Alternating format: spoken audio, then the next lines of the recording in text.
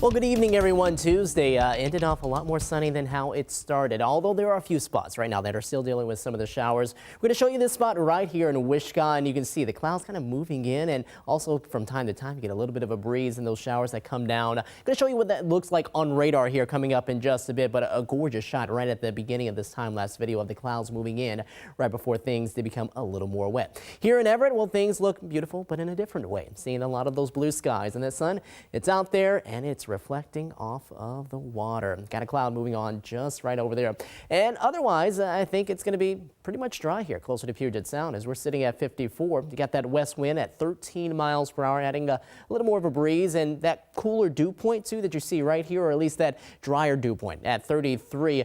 That is something that we keep an eye on, especially when we have clear skies, for the possibility of where our overnight lows could be heading once we head on into that time. Now, I don't think we're going to get down to that 33, but the air mass is dry enough that we could at least probably see the 30s as we head into early tomorrow morning. There will be spots, though, that get pretty close to that freezing point. As far as temperatures right now, low 50s in Bremerton. We're sitting at 55 in Renton, low 50s around Chehalis, mid 50s right now in Olympia at 56 degrees, and some shower activity, even some thunderstorm activity getting closer right along the coastline. A lot more of that instability across the southern part of the state and heading into Oregon, but wanted to show you a couple of those spots right now. Looks like a light shower moving just south now of Enumclaw.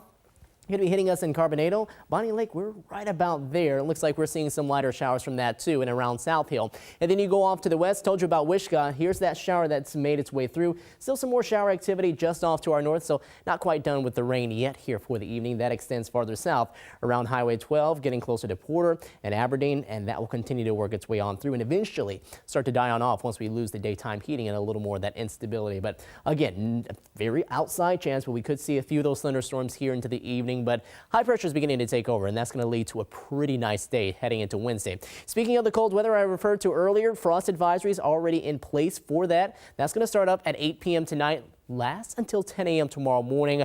Those overnight lows between the low to mid 30s. The possibility of frost developing, and we get these now during this time of the year because we're now in the growing season, and those sensitive plants, well, they need to be protected. As far as future radar here for tonight, you're going to see that begin to die off, and we'll get that shower activity really to head on out of here. Clear skies, some pretty chilly conditions for your Wednesday morning, but those clear skies also help things to warm up nicely heading on into the day tomorrow before we do see a system probably scoot off to our south as we head on into Thursday. Very small outside chance of a shower across some of our southern communities heading into Thursday. If not there, though, we're going to stay dry, warm up back into the 60s, and more of them on the way into Friday, but also more rain as we head into the weekend.